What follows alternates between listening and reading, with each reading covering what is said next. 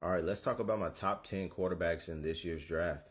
Number 1, Caleb Williams. All right, let's look at the player comps, the floor and then the ceiling.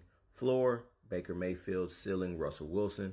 Pause and read if you need be, but I think Williams is the type of player that is going to take Chicago, because that's who's going to take them to the next level. They're finally going to get a franchise quarterback that breaks all those passing records that has not been broken yet for that Chicago franchise. The main weaknesses that people talk about with Caleb Williams is his off the cuff play style, but the best tape to watch is 2022 when he had a much better supporting cast with Jordan Addison, as you see there. He can definitely operate within the pocket, within structure. He just had to play hero ball this past fall with the team that he had. He has pristine arm mechanics, which means very precise, very concise, doesn't waste much motion, much effort. He has everything you want in a franchise quarterback. And then the next thing people are going to talk about is his attitude and his personality. Now, I've talked about this ad nauseum about certain types of individuals when they have personality quirks, how they're viewed, and then when others.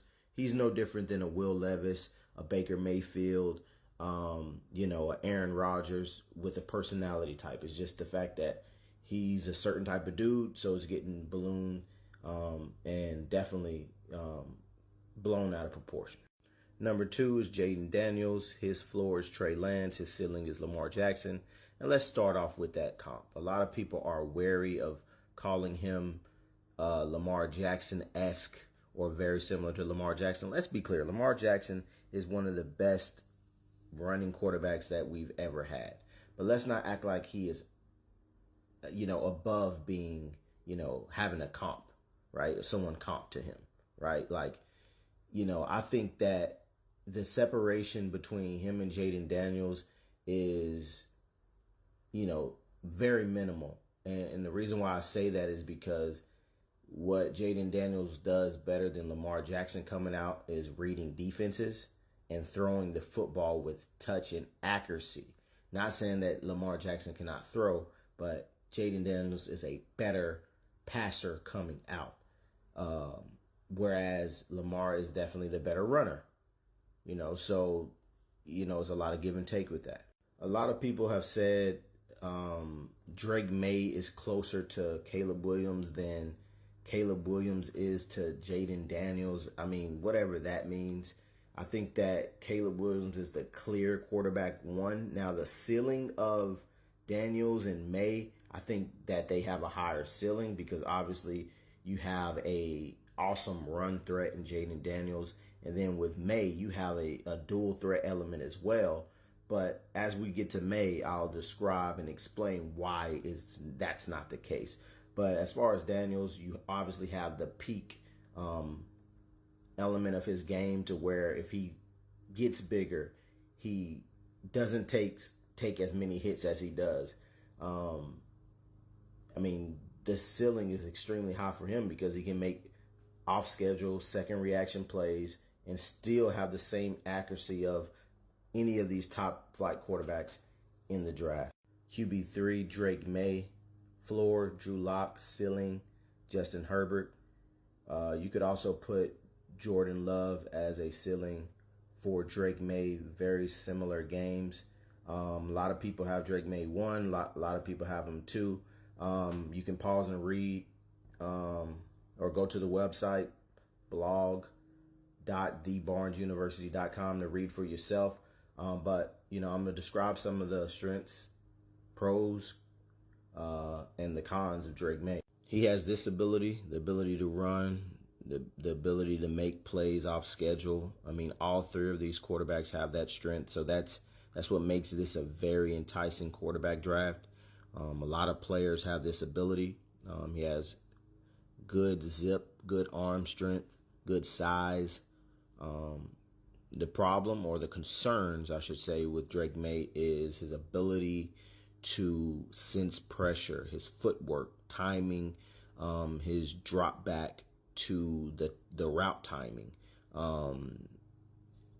accuracy, right? Ball placement is an issue consistently. When you look at his size, since he's darn near already at full maturation, I still think he can get bigger and stronger, which is crazy. That's why he does have the potential to be the quarterback one of this draft in a few years. Once he gets bigger, once he, learns how to run an offense without taking too many risks, as well as shoring up some of his mechanics. So yeah, I can understand why people have the projection, or they may think that he's already there. I think that he needs a full year to kind of learn the game. But I can understand people looking at his peak and the peaks of the last couple seasons and like, yeah, he's ready. I just don't agree with that take.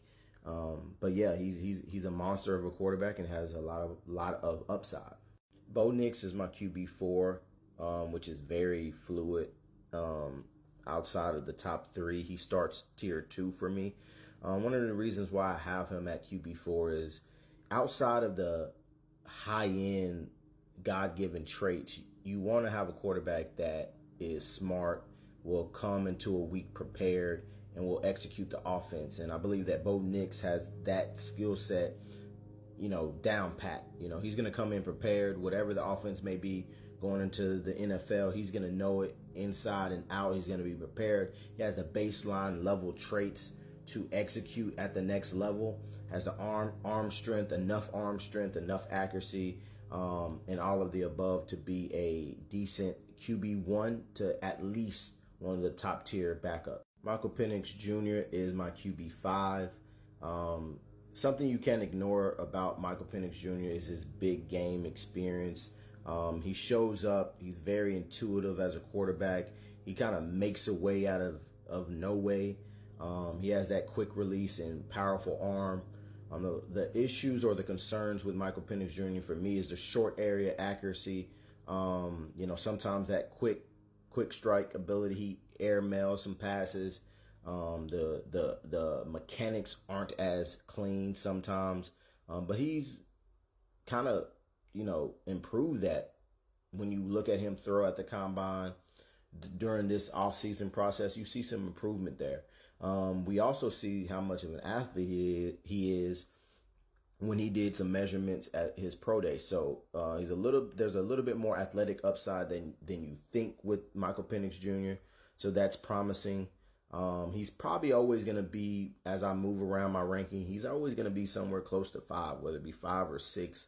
No less than 7, but definitely in that 5 to 6 range. I mean, I think that he gets, if he goes to a club that definitely likes to move the ball downfield, pass the ball deep, and then in the intermediate areas, he's gonna be quite the steal, as long as he stays healthy. My QB6 of this draft class is Spencer Rattler. He's been ranked as high as QB4 for me during this process, and I stand on that. The guy just is a pure passer. Mechanics are down pat. The only concern is his size and getting some of that hero ball out of him after playing at South Carolina where he had to be a hero.